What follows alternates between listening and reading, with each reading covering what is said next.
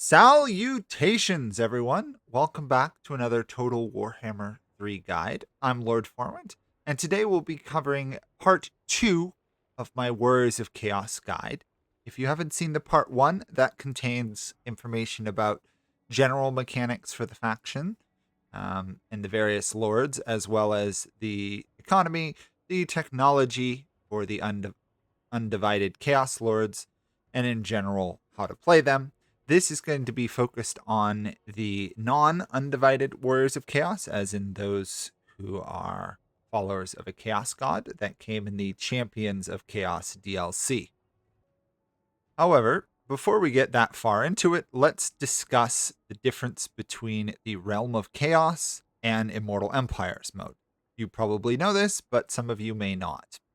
Everything else will be divided into chapters after this point, so you can simply click to jump to the various lords. Anyway, the difference between the Realm of Chaos and the Immortal Empires is Realm of Chaos came, of course, with the base Total Warhammer 3 game, and if you got it without the Champions of Chaos DLC, you were fighting for the souls of the bear god Urson. However, the Champions of Chaos have a different gameplay associated with the same map. Now, the time has shifted a little bit, but they take the place of various enemies on the map. They have an entirely different quest, though. Their goal is to get this path to Zanbajin complete. Basically, they have to gain souls, which you get from combat as well as other methods of gaining them. And you need to collect a certain amount of them. I think it's like 10,000 or something crazy amount of it. 50,000. There we go. You need to get 50,000 of it, get to the end, and then you have to win the final battle. So it's very different than Immortal Empires, which is more about just in general conquering things. There's no real way to win Immortal Empires without expanding to some degree, whereas previously in Realm of Chaos, you could theoretically just stay where you are. In this case, you can just do a tiny, small conquest, really own one province. As long as you get enough souls, you can win. Another mechanic that is unique to the Realm of Chaos is these Rift Sigils. Now, you gain these as you get a certain amount of souls. And they allow you to open up a rift on the map for you to teleport to. Now, I obviously don't have any here, but once you do, you can simply click and you can add a rift to the map. If you saw the first video, you know that Bellicor uses them in the base game. They allow you to teleport around the map, so it's advised you put them on the ends of your empires. So like one in your capital, maybe one way down here, and then you've kind of connected those 2 points for you in space and time. Think wormholes. It's a very useful mechanic. Only Bellicor has it in the normal gameplay mode, and it makes conquering this map a lot easier when you can teleport around it. Okay, first faction or sub-faction of the Warriors of Chaos, Azazel. So Azazel is, of course, a normal Warriors of Chaos, but he is devoted to Slaanesh. So he's got some interesting stuff. First off, his vassals are immune to psychology and they spread Slaanesh corruption. He has access to the seduction of units as well as seductive influence and gifts. What this means is if he builds up this meter, he can then pay a certain amount of souls to then make them your vassal. Only works on human, elven, and beastman ones. The odds of you getting a Norska faction as a faction, as a vassal, is very easy to do because you get them by conquering dark fortresses. I'm not going to rehash what I did in the first video, so if you're confused by that, go watch that one. Suffice to say, Azazel is all about Slaanesh. He's very similar to Sigvald the Magnificent, although with some slightly different tweaks. He also has pretty good relations with the human factions. This applies more on the Mortal Empires map than the Realm of Chaos. So, let's look at Azazel himself. So, Azazel himself is, like most of the other Warriors of Chaos, a very good fighter. He's demonic, so he does not rout. Instead, he dies where he stands if his leadership gets low. He has access to, at the start, Lash of Slaanesh and Acquiescence, both which are pretty nice spells, one that does damage, one that weakens the enemy. In terms of actual stats, Azazel is the Prince of Damnation. You have the passive ability Dominating Aura. It is cheaper for you to seduce humans, so Empire, Bretonnia, Kislev, and Cathay units, and you get a larger budget to do so. Dominating Aura is as the enemy wavers their leadership. This builds up over time up to a 10 melee attack and defense debuff to the enemies around you. It's really nice, assuming you can start getting enemies to rout or getting close to it. This will make it much easier to finish them off. Now, Azazel has a pretty standard blue line here. He has the same exact one as Sigvald in that they spread Slaanesh corruption. They have a pretty standard red line. Again, this is a Slaaneshi faction, so you're probably going to have a fair amount of Slaanesh demons in your army, making both Savage Bloodlust and Chaos Vanguard very good early on of buffing your units. Especially Slaanesh's plus 12 charge bonus on the demonets of Slaanesh is absolutely broken.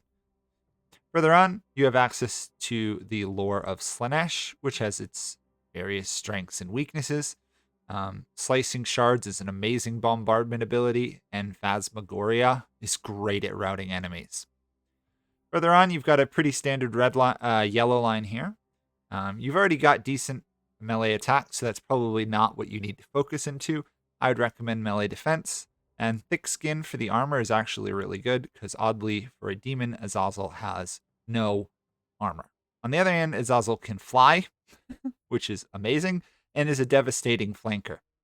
You should never throw Azazel into combat unless you're coming from the sky into the back of the enemy, or the side. The fact that you can fly means you can get flanks off constantly, so you shouldn't just charge right into the enemy with this guy. In terms of their unique abilities, they have unmatched beauty here, which decreases the cost of magic for Phasmagoria, which is why I mentioned it. Basically, you can ruin enemy leadership all day long if you use it properly. And the Tempter there allows ward save on your allies in range, as well as melee damage reflection. Is particularly good on a Slaanesh faction, considering you can't match other factions in pure melee combat. You need flanks and charges. This makes you a little bit better in actual melee combat. Further on, Dried to Perfection gives your heroes in your Lord's army better attack, as well as upping their experience gain. This goes great with the whole Ascension and dedicating to a Chaos God. Obviously, you're probably going to want to dedicate to Slaanesh more than not, but regardless, the bonus to attack on your heroes is really good. Tells you should have several heroes in an army. Further on, Impeccable Taste, more souls from battle, as well as Soul Feeder. Basically, if you're casting a spell, you have regeneration. It's kind of odd for it to be up here in the unique line. I would have assumed it was more down here with the Slaaneshi lore, along with Blissful Rapture, either replacing it or being next to it. Regardless, it's pretty good. You cast a spell. First off, you're going to buff attack and leadership if you have Blissful Rasper, as well as healing Azazel. Azazel definitely should be casting spells throughout the battle because you don't have a passive regen. Further on, you have Serpent's Kiss. This is first off, a bonus towards infantry, which is quite nice.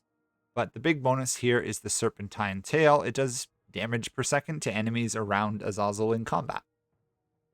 It's just a really nice little damage buff. Works really well because it ignores stuff like armor or resistances. I believe it counts as doesn't actually say if it counts as a magic, but it is a direct damage, so I don't think it would be resisted by that.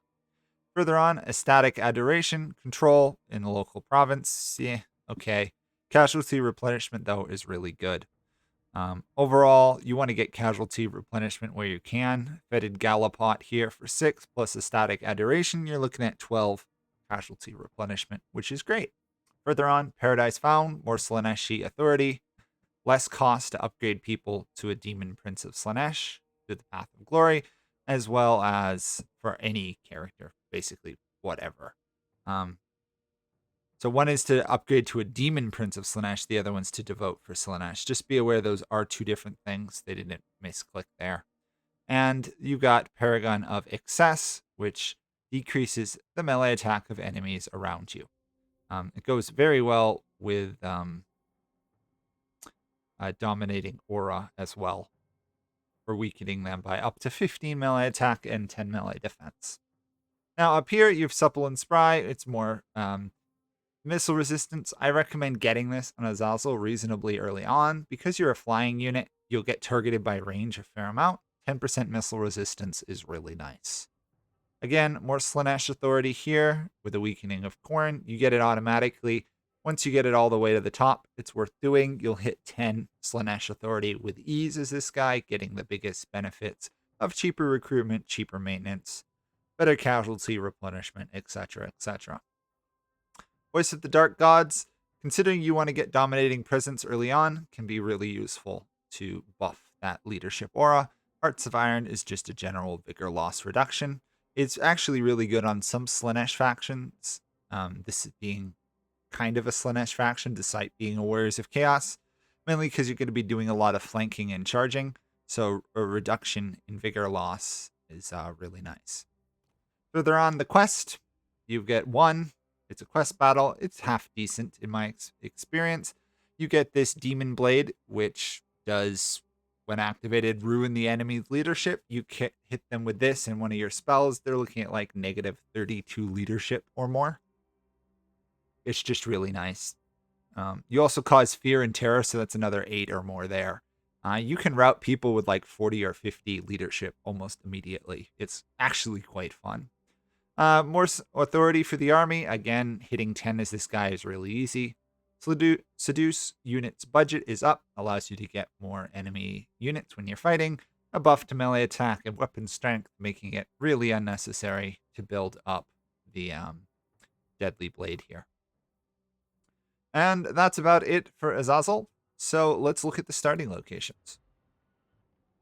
So here is Azazel's start location in the Realm of Chaos. So this is located just north of or to the west of the Grand Bastion on this map. It's to the north of the Grand Bastion. If you were looking at this from the view of Immortal Empires, it would be more something like this. Now, you can easily change the map here to make it a little bit easier on you. It's a little odd being right here next to a giant gaping hole. It's up to you. If you don't know how to do that, that's Q and E to realign it. Although I wish they'd give you a button that straightens the view. Anyway, your goal and your quest, should you choose to accept it, is of course to do these souls. The easiest way to do it, honestly, is smashing your way into Cathay.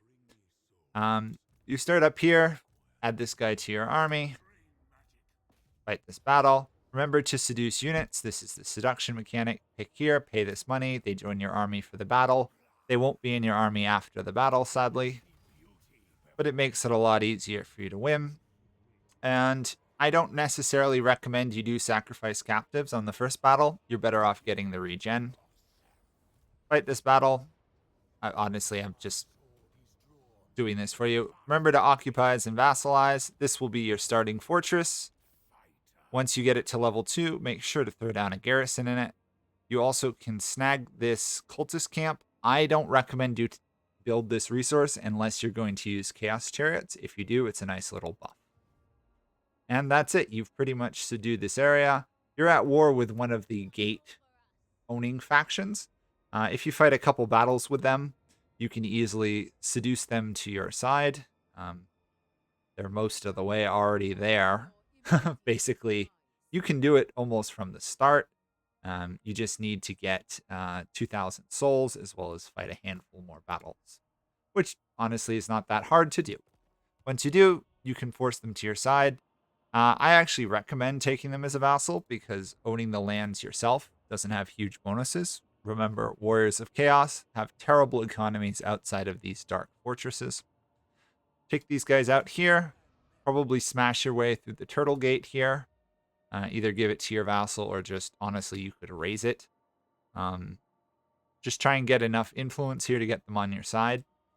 In my experience, the problem with Azazel's start here is that it's too easy to break into Cathay and conquer it. I conquered Cathay around turn 40 or 45, the vast majority of it. And then it kind of left me, well, where do I go for souls? So while you can massively conquer them all and occupy it, honestly, you're almost better off just raising and sacking them, letting them rebuild, and then rinse and repeating to gain souls. On the other hand, you can conquer it all and then just go south and fight the ogres for souls. But it's much easier for you to beat up Cathay than the ogres. Be aware here, Wijin should be one of your focuses to get another Dark Fortress. From here, this will be then the focus of enemy attacks. You can easily raid all of Cathay. It's quite fun. And just remember, when you take this province, give it to your vassal. And that's pretty much your start here. Azazel has your standard stuff. He does have slightly different technology. I meant to do this earlier, but I'll do it here. The tech tree is different than the Undivided Lords of Chaos. It is pretty similar. There are some additional changes, but most of this stuff is pretty normal. It's just in a different order. Ones I do recommend you get early on is you first have to get Echo Chamber, but honestly, I'd get Scrutiny of the Dark Gods right afterwards. Actually, no, you could just start with Scrutiny of the Dark Gods. My bad. For some reason, I thought there was a line. Get Scrutiny of the Dark Gods first. That will buff your Marauders units, make them easier to level up. Slaanesh does very well with Horsemen, so it can be worth doing Charioteer as well, getting further down these trees. Honestly, though, both of these, Spawn and Chaos Warriors and Chosen, are not amazing priorities super early on. So I honestly recommend you take a detour, get this Echo Chamber, get this Pleasure Altars if you're going to do heroes. Fleshbound Book here is not needed early on. You're going to want to do it later, though. But honestly, going south here, doing Corrupted Offerings, Debauched Designs, this will help with upgrading your warbands if you're in a Dark Fortress region. And over here, you've got Sensuous Gifts. I recommend getting this. It'll unlock another gift of Slaanesh, as well as giving you an army ability. And then you should probably go out of your way to get Sensation's Call here. This will allow you to keep more levels when you devote heroes or lords to Slaanesh, as well as allow you to directly recruit Chaos Sorcerers, which is quite good. You can do Heralds of Sacrifice and Unholy Aid if you want. The big benefit here is Unholy Aid. You get more souls from enemy champions. So Azazel does apply, as it said here, Gifts of Slaanesh. You get them when you win a battle or hit an enemy with a hero action. They'll get a little mark that will give you souls and bonuses and stuff. This boosts it even more. Honestly, if I played again, I'd probably almost beeline to this tech after maybe the Marauders and Charioteers, just to increase my soul gain by a pretty well flat 25, because I can send my hero across the map and spread the Gifts of Slaanesh. I don't have to do it in Cathay. And honestly, those marks last until they win a battle against you or the Lord dies. So if I hit like the Tsarina or one of those with it, I'd be getting souls per turn for the rest of the game. It really does help quite a bit. Azazel is not the world's greatest conqueror, so any little additional soul income is nice. Further on, you're going to want to get up here towards Vows of Excess, gives you another gift as well as an army ability. The big benefit here is Vicious Lash. This boosts your Hell Scourge units, so I think we start with one. Yes, we do. These are your Cav units. They're pretty good at fighting and flanking. The level up versions, the Chaos Knights, have the improved flanking, but these Health Scourges, you're going to have them for a while. The additional melee attack per experience rank is quite nice, as well as the bonus versus infantry makes them a Cav unit quite capable of killing infantry units. And further on, Summons of Slaanesh will get you Demonettes and Seeker Chariots, which are amazing, as well as to give you a summon ability to get more of them. And then finally, Urgent Whispers is a huge buff for your Chaos Knights of Slaanesh. Outside of that, the middle here is more your Untainted units. You can be Untainted if you want to. You still get a lot of benefits towards Slaanesh. And of course, finishing here to get Feasting on Fear on your Aspiring Champions for the regen is just really useful. So that's it. Build up. Research some of those techs. I recommend the ones that give you additional souls or Demonettes of Slaanesh, and then invade. Don't forget to set up your gifts. You want to use these Demonettes because they're really good at flanking. You start with a gift of Slaanesh unlocked at the beginning.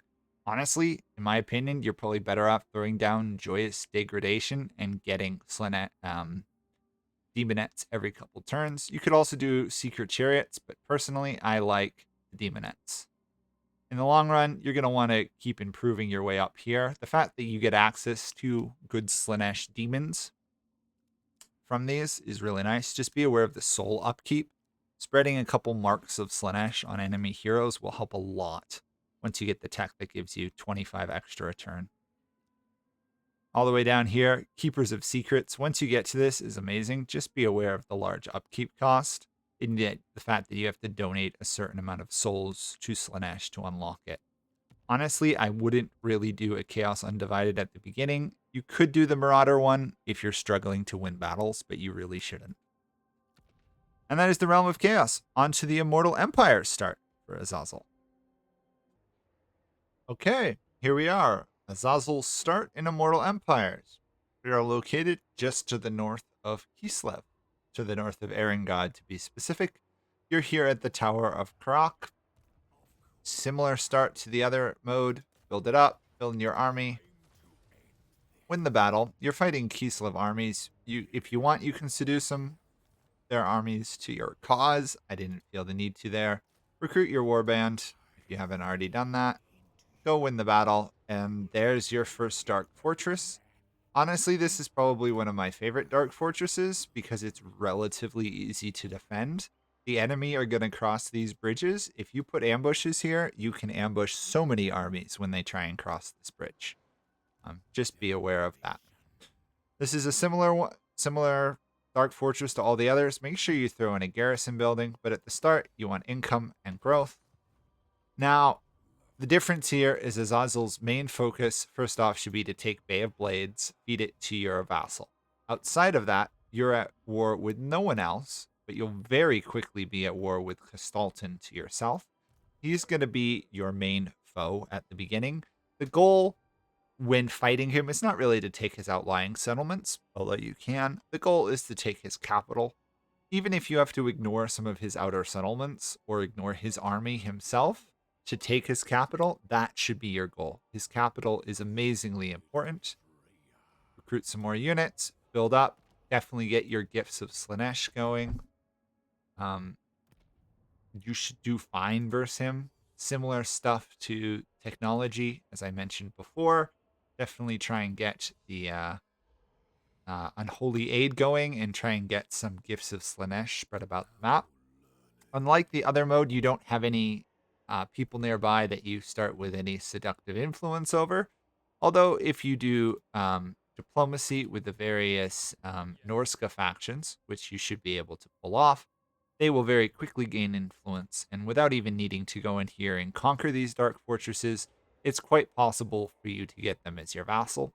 The other option, and I don't necessarily recommend it, is that you ignore Kislev and instead you march north to try and gain, like, say, the Forbidden Citadel, and then try and, wipe out the dwarves and vassalize Throg and Wolfric. You can do that. Honestly, you're going to get them as a vassal just being non-aggression allied with them, which is not a huge rush to do so. Just get Bay of Blades and then invade Kislev. Take Erengod. Once you take Erengod, Castalton's doomed. The next prize is Kislev. Prague can wait. It's a minor faction. It's never going to be a great threat to you. Besides, if you wait long enough, Throg will take... not Throg.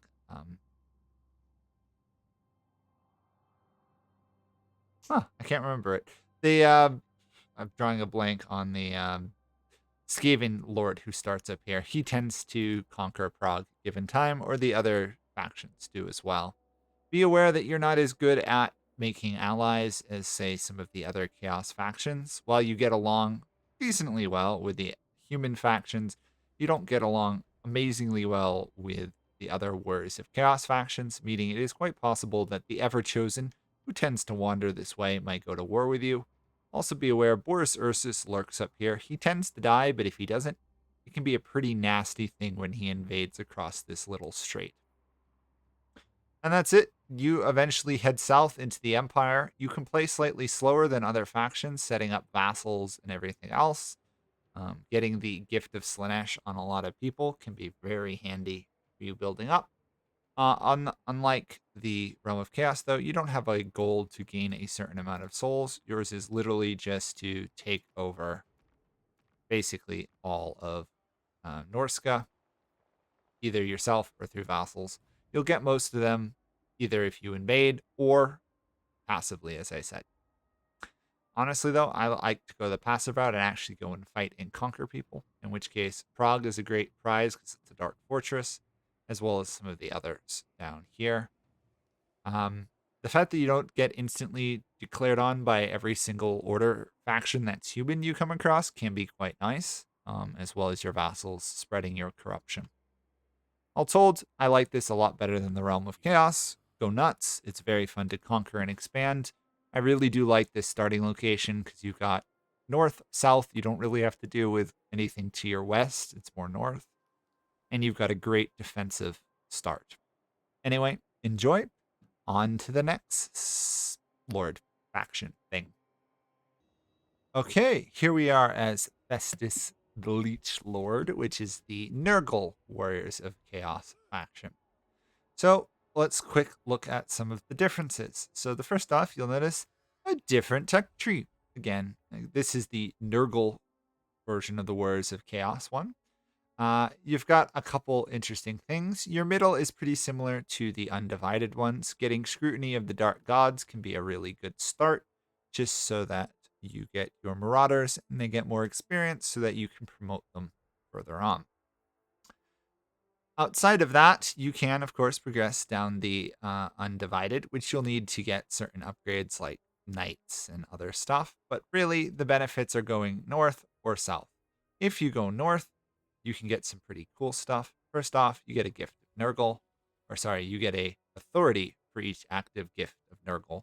You get this great healing cap as well as cheaper souls to devote to Nurgle. This is really good because Nurgle factions are about healing and tanking, so any additional battle healing cap is great. Human Trials will add a melee defense towards your aspiring champions and Chosen of Nurgle, as well as giving your aspiring champions regeneration. It makes them massively better. They're pretty good units already, but defense as well as regeneration makes them terrifying, honestly. Then you get Rot, Glorious Rot, which is a very interesting damaging spell because it's a chain, so it will spread to nearby enemies beyond the one you cast initially. You can hit up to 5 of them, do some decent damage. It is an army ability, just be aware, not a normal spell. Further up, Hideous Amputations. If you've got any great weapons units, this incentivizes you to use them rather than the ones with shields. They cause fear and they do more damage, both of which are really nice, especially because this faction has better melee defense and tankiness than some of the others. They can get away with going great weapons. Downside is that, at least initially, you're going to be way more vulnerable to range. Further on here, Rampant Plague Bearers will give you access to some of the Nurgle demon units consistently, Nurglings as well as Plague Bearers, as well as Summoned from Beyond, which will allow you to summon Nurgle demons to the battlefield. This is really good. Any gifted unit pooled stuff is usually really solid. Further on, Prayer of Sickness applies to your aspiring champions as well as your chosen. Gives them a reduced vigor loss as well as a passive weakening of speed and melee attack for enemies around them. On the bottom here, Swamp of Souls. Again, more corruption. Honestly, you shouldn't need to worry too much about corruption as this faction unless you're invading somewhere, say, like the vampires. Further on, Rancid Structures. Growth effect for Dark Fortress military buildings. This is kind of... well, I can't show it to you at the moment. Nurgle factions grow quickly. This helps. Helps you get to a higher level settlements faster. Further on, Maddening Gifts. This is a chain healing ability casted on one of your units. As long as you've got allies nearby, it will spread to them, and it will do some pretty decent healing. It's like 10 or around 10% healing, as well as vigor, and a Gift of Nurgle expanded. It's a very good ability. Get early on, makes your units way more tankier. Combined with this Rotting Relics up here with the battle healing cap, you can heal a large amount of your unit's health. Further down, Powerful Patience here allows you to keep more levels when you devote heroes or lords to Nurgle. It's a really good thing. having to lose and then regain levels is honestly just a pain. It also allows you to get Exalted Heroes of Nurgle, which is great. Messenger of Decay, you get along better with Nurgle factions as well as getting allegiance points. Honestly, it's kind of forgettable, but it does get you to Experimental Diseases, which is a nice one. Grants line of sight when you spread a plague, as well as a chance of plague spreading increases. So that is another unique faction mechanic. You have access to a Plague Cauldron. Now, this is not exactly the same as the Mono God Nurgle faction. In my opinion, it's less effective, but it's similar enough. You can pick between a series of plagues, and these are your base plagues. You can also, later on, once you spread, each of these columns is a different category of plague. So if you spread this one 5 times, you unlock this one. You spread it 25 times, you unlock this one, 50 times. Basically, further down, you're going to tend to get better bonuses. Although there are some notable exceptions early on. If you're going to be fighting ranged units, getting these Weeping Eyes, I find way more useful than Infections and Plague Bearers. So outside of these, the big difference is reduced casualties to attrition on you, as well as weakening healing on the enemy. This one here, you get increased regeneration as the enemy can heal less while in battle. Great if you're fighting, say, the vampires or the Tomb Kings, or really any undead type faction that's going to heal. This one, you get infections when plague is spread, as well as growth. This should be the one you use early on to grow your settlements, although it's less pressing as this faction because you're a Dark Fortress faction. Regardless, it's worth using early on. This one here weakens the enemy leadership. Is probably one of your better early on offensive spells. You also get more souls from battle, which in Realm of Chaos is important. So you're going to want to use this on your army as much as you can before you fight battles in a row. It's one of your big boosts to getting souls. Each of the Warriors of Chaos devoted factions has a way to get more souls. This is one of yours. And further on, this one weakens and tires the enemy, as well as making your army have more missile resistance. So if you're fighting, say, like the elves, this is very useful to use. Weakens them as well as makes you that much stronger. Now down here are unique recipes. These are important because if you meet the criteria, and it shows you up there, ague, pestilence, and mucus runs, you will unlock additional effects down here. This one, regeneration. The casualty replenishment rate is nuts, as well as the experience.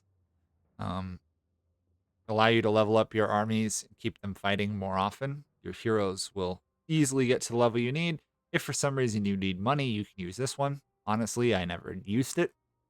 This one here, growth. Honestly, I never needed it because my settlements, Dark Fortresses, grow pretty well on their own. This one, though, spell resistance on enemy armies is really nice. Your Nurgle, the Lore of Nurgle has decent damage spells, damage over time mostly. So weakening the enemy's spell resistance can be really powerful. And then finally, Nurgle's Rot. This gives your entire army physical resistance. I can hardly explain how nutty this is on a Nurgle army. Your base units become almost unkillable. Your aspiring champions get regen, physical resistance. You can have some pretty insane units from comboing your plagues. The key is to combo them. Unfortunately, there's really no plague here that causes attrition to the enemies like the Monogod Nurgle has. To be fair, it wasn't a great one. But you can do this casualties suffered from attrition if the enemy tries to invade your lands. But the odds of you getting it off are slim. You need infections to do so. Honestly, I never had too many trouble with the infections. So long as you fight and are constantly spreading plagues, you should have no real issue. Yeah, that's the plague. It's kind of like a weaker version of the Monogod Nurgles. So let's look at the actual faction here. You have poison attacks as well as spread Nurgle corruption for all your vassals. This is actually a pretty nice buff. The Nurgle corruption is great, but more of fact the vassals have poison attacks is kind of cool. It makes your Norska vassal that much better, capable of weakening the enemy. It can be quite useful if they come to your aid in a battle as well. Obviously, you get plagues, and whenever your plague is spread, you get souls. So if you combine it, let's get back in here. You combine it with this souls gained from battles, you're going to get 25 souls by spreading it, and then you're going to get increased souls as well. And if it spreads to a nearby settlement, army, or even another one of your armies, you get more souls. The big way you get souls outside of battles is spreading plagues. And considering how easy it can be to wipe out half the map and still not get enough souls, I recommend spreading the plagues early and constantly. Let's look at Festus himself. So first off, he is really ugly. Second off, he is not nearly as good a fighter as some of the other Warriors of Chaos. He is, well, tanky and half decently on defense. He's not particularly great on offense. He does weaken the enemy he fights, which helps him a bit. But honestly, he's not meant to be a frontline fighter. He's more of a spellcaster. Magical attacks is nice. Now, he gets some of these interesting abilities. He gets these elixirs, basically, or this elixir and this ability. You can either use one or two. They're mutually exclusive. It's kind of frustrating. This one gives a great heal to your allies in an area. This one causes damage to an enemy in an area. Out of the two, I tend to use the healing elixir more. Nurgle units tend to be tanky, so healing on a tanky unit is better than damage on the enemy offhand. Now, you've got a couple spells. You get these Lore of Nurgle spells in general. They tend to all do damage and add poison. Stream of Corruption, pretty useful early on. Miasma of Corruption really hurts an enemy unit, especially on Cav. Further on here, he's got this Mark of Nurgle, which you'll see on a lot of units. When they fight, they do poison damage. They have increased hit points as well as melee defense, but they have weaker melee attack and speed. This is going to apply to all your units. It's what makes Nurgle units so tanky. Further on down here, he is the Dark Apothecary. Plague duration on armies in the province he is lasts 3 more turns. This allows you to spread them more. And if you put that Soul's Plague on him, it gives him 3 more turns to do it. Although, honestly, both Nurgle factions have increased spread, so it really is just a +3. It's kind of a useless ability. They could have just made the Plague last a little bit longer. But it only works when he's around. It doesn't work on your minor lords, I guess. As well as an increased healing cap on his whole army, which is rather nice. He also has, at the start, Lord of Pestilence unlocked, which gives him more Nurgle authority and weakens the Zeech authority, which honestly is not a big loss. So you got a standard blue line here for the Warriors of Chaos. Make sure you get the Gallipot here for the casualty replenishment. I recommend Devoted of Chaos for the increased souls as well as XP gain. Everything else is pretty normal. You're going to want to get Disease Bearer when you get the chance. Dominating Presence here. These buffs early on, specifically Chaos Vanguard ones, the +8 attack goes really well with your increased melee defense and weakening of melee attack. So you'll have some units be extremely tanky and some also be able to do some offense. It's kind of a nice balance. Further on up here, you get the various Lore of Nurgles. This guy is a spellcaster, so you're going to want to take these. The big one here is this Children of Nurgle. Every time you cast a spell, all allies on the map get basically 1% of their health back. You're going to want to cast a spell every 5 seconds so long as they're in combat and as long as the winds of magic last. Now, you start with Scream of Corruption here, but you can upgrade it further. Honestly, I would recommend upgrading it.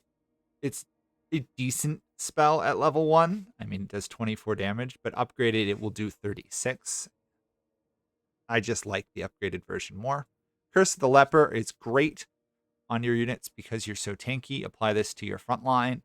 The melee damage reflection is kind of huge, but the armor makes your unit, while this is lasting, almost unkillable.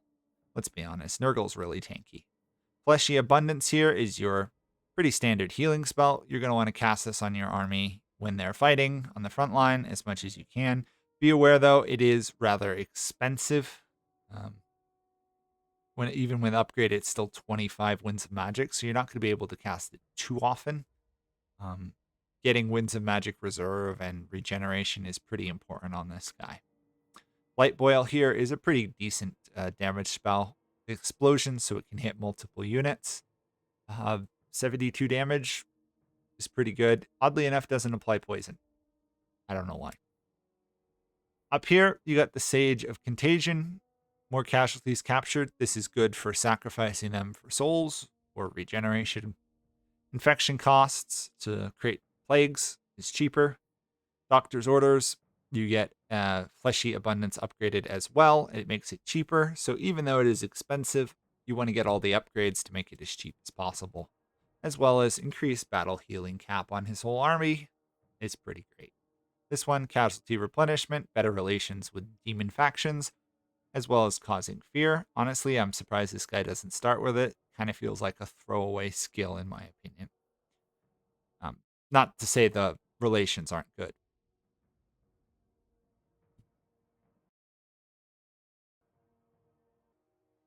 Okay, the next one here. An apple a day gives him even greater unit mass. He's a pretty big unit to begin with. So if he does charge into people, he does a decent amount of knockback. Sorry, I was on the wrong one there. He's got a mass of 1,400. It's pretty decent buff. Honestly, though, you shouldn't be throwing him into combat unless you have no other choice. On the other hand, it makes him a lot tankier, as well as weakening enemies around him. Melee attack and speed. He's all about debuffs rather than actual fighting. The next one, he's immune to contact effect, as well as plague spread better in his area. Just helps you get more souls from spreading plagues, really. And finally, Gardener of Nurgle, he gets demonic. I guess for some reason he's not demonic at the beginning of it, even though he kind of looks like it. More authority, so cheaper upkeep, maintenance, recruitment cost, replenishment of Nurgle units. You should be using a lot of them, as well as slowing the enemy's speed. The speed is not immensely huge since you can't really take advantage of it that much, but it is kind of nice. So basically, you're going to want to build this guy as a spellcaster. Since he can't fight in personal combat, you're going to need to buff his units. Legion of Doom here, which gives armor to his units, can be really strong, especially on some of the Nurgle units here. Just be aware that converting things into Nurgle units does weaken their offense and speed. It does make them significantly tankier and better at melee defense, but it makes your army less able to kill things. Of course, you only have access to Undivided and Nurgle, so don't expect to get anything else strange with this faction going. Some of the differences here can be considerable. Remember that Nurgle's tech does give him a buff to great weapons units, so you're going to want to use those because they will be better on your offense. Not amazingly, but it helps a bit with the weakening of melee attack. And let's get into his starting location. Okay, the first starting location for Festus the Leech Lord here in the Realm of Chaos is located on what would kind of be Albion. It's slightly different looking in this Total Warhammer 3 Realms of Chaos map that it is on Immortal Empires where Bellicor lives, but it's kind of the same idea. You start up here. You do start at war with Norsca to your north, but you don't need to fight them really. Just move your army in here. Build up your forces. Honestly, you don't even have to fight this first battle if you don't want to. You can just go right past them, take the settlement, occupy, vassalize, and guess what? Now you didn't kill this guy, and he's on a vassal of you and on your side. Citadel of Lead is amazingly hard for the enemies to get to, especially if you give the Norsca vassal of yours Newland down here. Afterwards, you can either just kind of sit back and send plagues, or you can start your conquest of both Bretonnia and then the Empire. Be aware that as you go further south, you're going to run across greenskins, ogres, and a variety of Empire factions. So it's really up to you. The game wants you to go here. The downside of going here is you kind of get exposed to a lot of units faster than you might like. I honestly recommend running down here, invading the Bretonnia lands, and taking this area. The downside is, of course, there's no easy dark fortress on your invasion. You're going to have to push further inland to get access to those. But it's quite easy to do so. Your other option here is to depart Albion and go east and invade what is kind of Norska on the normal map. Gain the dark fortresses here, take out any enemies that might be in your way, and push on into Kislev. You can usually finish off the demon faction there, the one that build your own demon faction, as well as Warriors of Chaos pretty easily over there. It's pretty easy to expand as this guy. Your homeland is amazingly safe. AI still suck across naval invasions. Plus, Citadel of Lead is a dark fortress, which makes it even harder for them to wipe you out. Now, you start with a Gift of Chaos. It's really up to you what you want to start with. In my opinion, you're going to gain access to Nurgling's pretty much whatever you take here. You don't want this one because you're not going to fight a battle in your lands, really. I'd take probably the Beast of Nurgle, Blighted Beasts down here to start. Just because Beast of Nurgle is a pretty powerful offensive unit compared to more of these Plague Bearers, which are more defensive. You're going to have plenty of defensive units. Offensive helps a lot. The other option is here is you could buff up your Marauders. Honestly, the goal is to get 50,000 souls. It's going to take a while. The key for this faction is once you get a Rift Sigil, create a rift near your Citadel, and then throw one further down here. That way, if you lose your army, you just jump back. It's really kind of a pain to have to sail across here every time you lose an army. Assuming you don't get to a dark fortress quickly and build it up and be able to hold it. But all in all, Citadel of Lead really should just be used for defense and income. Worry more about getting some of these cheaper upgrade warband stuff for when you're actually near where you might be fighting.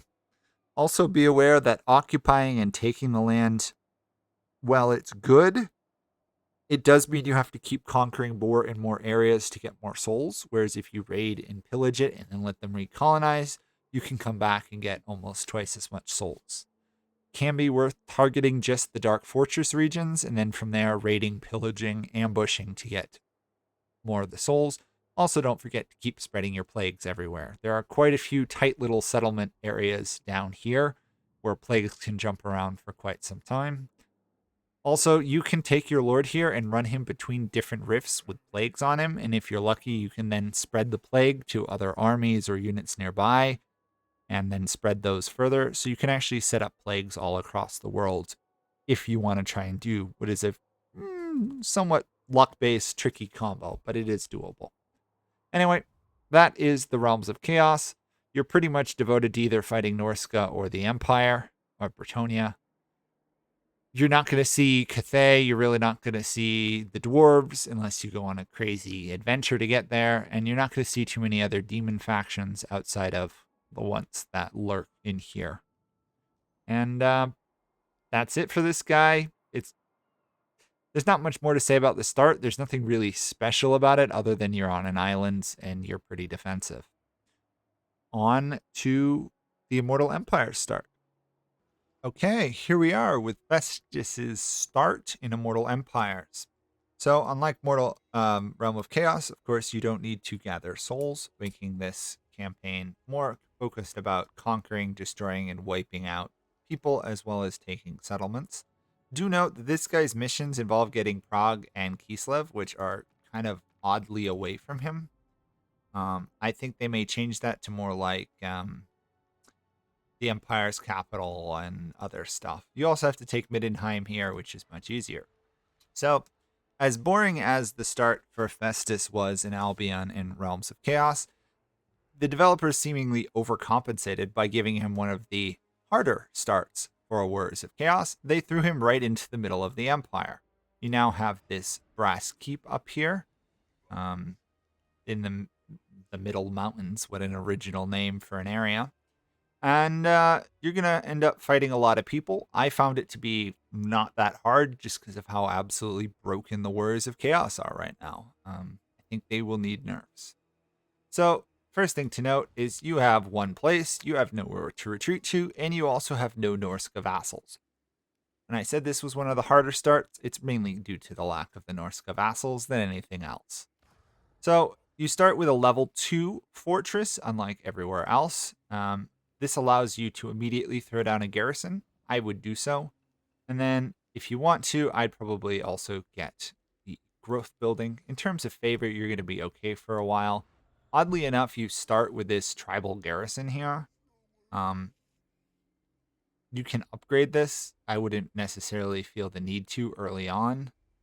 But later on, it will give you the recruitment costs as well as getting you chariots and marauders of Nurgle as well as marauder horsemen. So in terms of opening moves, this is really simple. I almost feel sad to have to explain it to people, but hey, you build up here, you fight this battle, you win the battle, or honestly, you should probably recruit units before the battle. You're here, you gain your units. You can honestly just auto-resolve all this. You win this battle. Congratulations. You've got the settlements.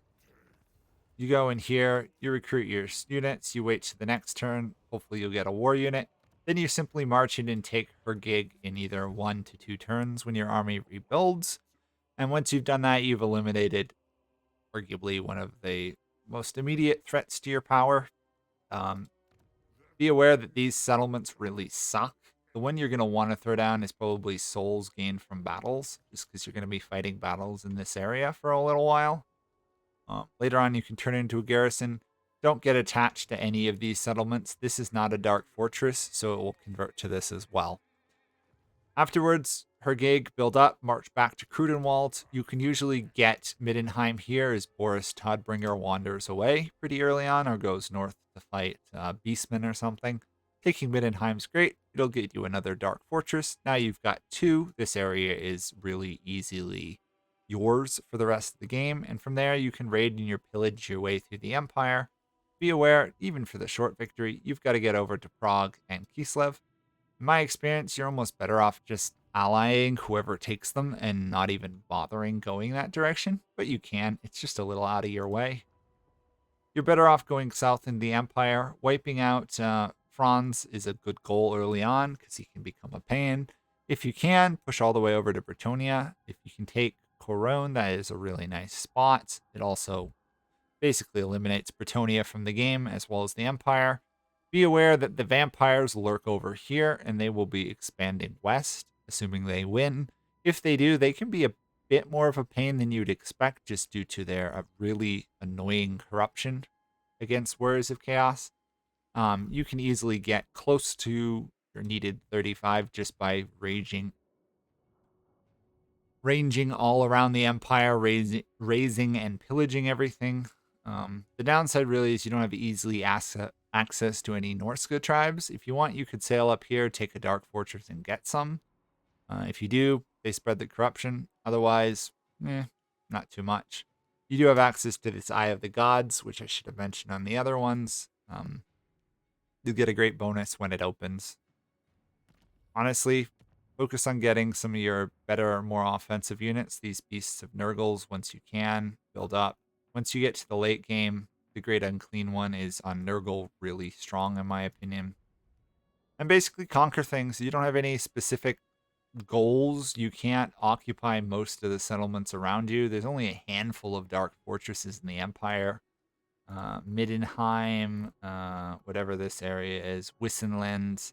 I don't even think there's one over here if I remember.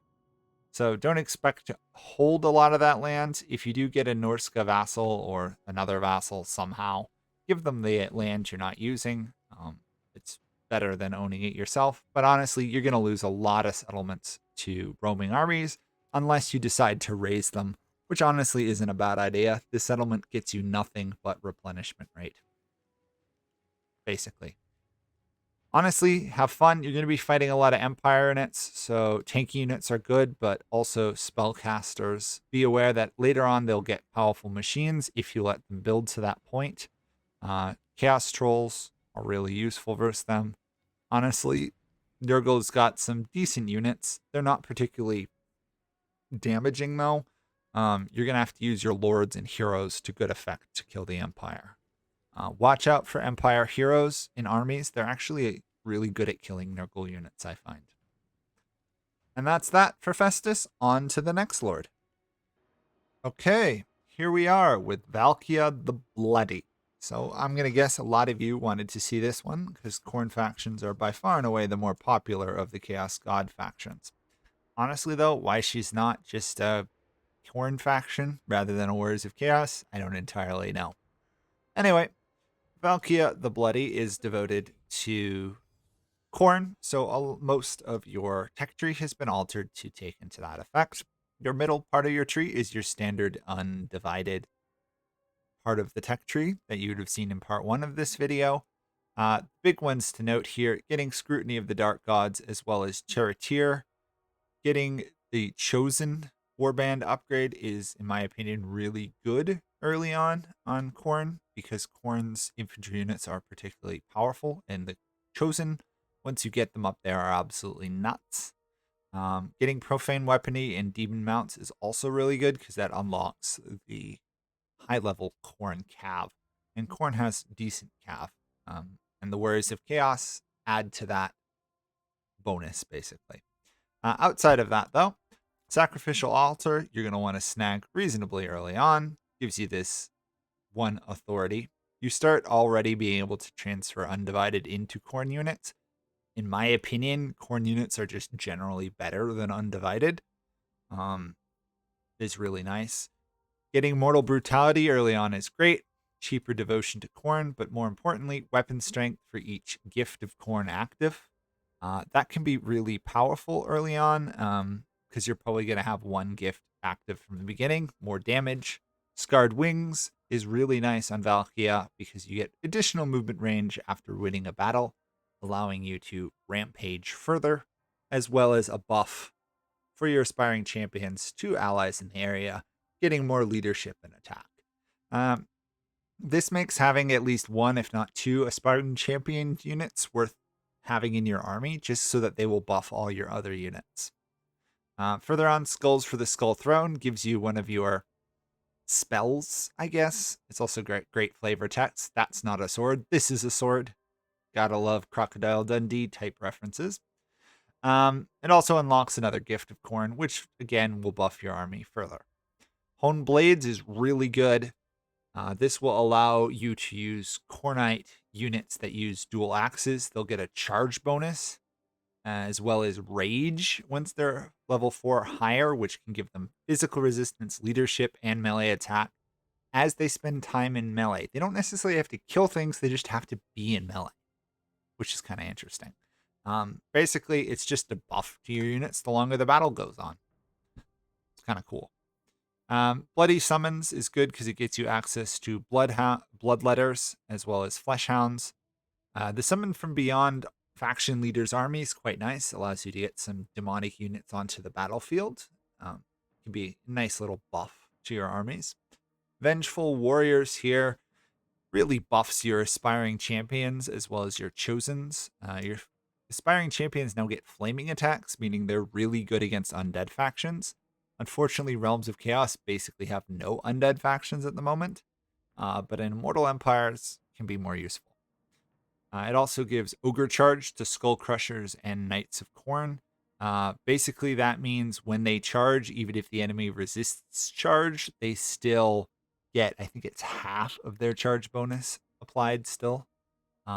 It's really quite useful. And your aspiring champions and chosen also get a big buff to weapon damage and weapon piercing damage so long as they get 80 kills.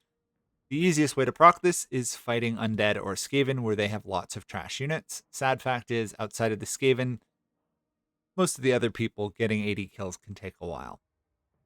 Now, the other route here, down the south, Bloodied Blades, more corruption. It's kind of nice, allows you to spread your corruption further. You're not going to need it, but it does get you closer to Boulder of Glory, which boosts your Dark Fortress income effect, which is nice. Blood for the Blood God, on the other hand, is more useful. Additional gift, as well as Relentless Rage. This is an army ability. Basically, it prevents your units from dying while it's active, makes them unbreakable. So if you use this on a demon unit that's about to start like dying off, they will stay and fight for the length of the duration, and then once it's over, they'll pretty much die instantly. Can be very useful for last stands, or just send a berserker unit into the middle of the enemy and it's going to die, but it'll do a lot of damage in the meantime. Further down here, Insidious Selection prevents some of those level loss when you Path to Glory devote a character to Khorne, as well as allow you to get Exalted Heroes of Khorne, which are monstrously strong fighting units. It's worth having several of them in an army for the combat bonuses. This right here, Vassalage and Diplomatic Relations, not so amazing, but it does get you access to Savage Strategy. This is rather huge. It gives character experience gain up 25%, helps your lords and heroes turn into engines of destruction that much sooner, and it also gives unit experience per gain if you're using the gift Slaughterer's Glory, which is one of those gifts you're going to want to snag later on. Now, honestly, it's up to you if you go top or bottom. Going to the bottom here is going to get you more buffs in the short run, but going up top, once you start getting stronger units, is going to allow you to explode on the map sooner rather than having to wait to tech research them. It's 27 turns. Honestly, by turn 54, you should already have top of the line units, but if you don't, you can go down south and then go top as well. Just make sure to get Scrutiny of the Dark Gods first to boost your Marauders, and even consider wandering up to Demon Mounts. That way you can get high-level Khorne cav and stuff. Every action shall be calculated. So another thing to note is you have access to both Chaos Warriors of Khorne and normal Marauder units that you can turn into Marauders of Khorne. In my opinion, you're almost always better off having Marauders of Khorne than Marauders.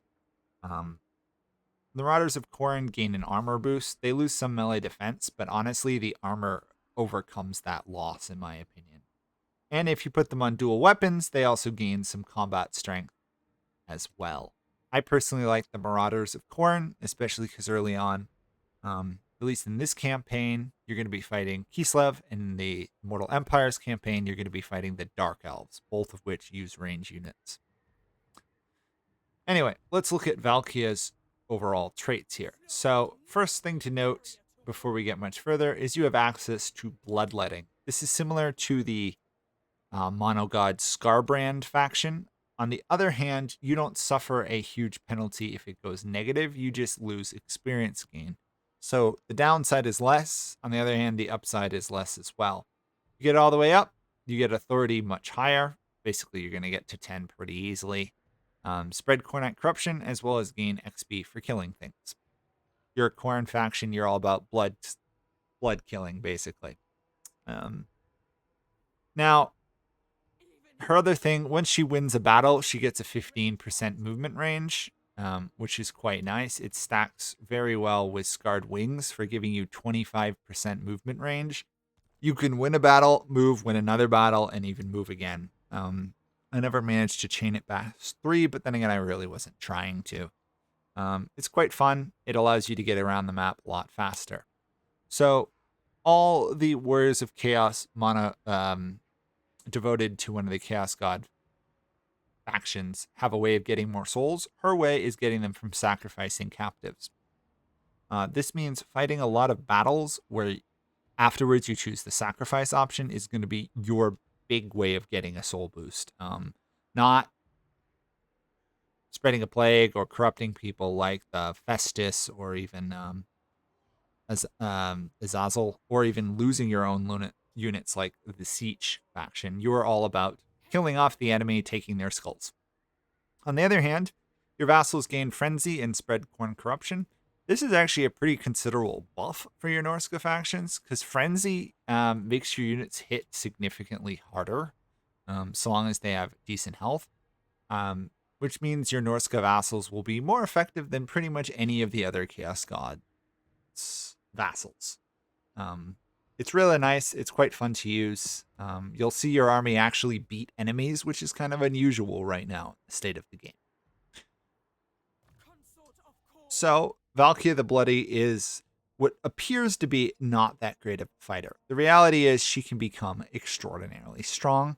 and we'll go over that. First thing to note, she does magical attacks and flaming attacks, making her good against undead and heavily armored factions. She also has access to this Gaze of Corn, which is a buff to all her allies in an area, meaning she should try and stay in the middle of her army on the front lines as much as possible to make her army stronger. She also has Frenzy, but since that's automatically applied, she just is stronger than you would expect. Further on here, she has access to the Gore Queen, the Gaze of Corn, which we've already mentioned.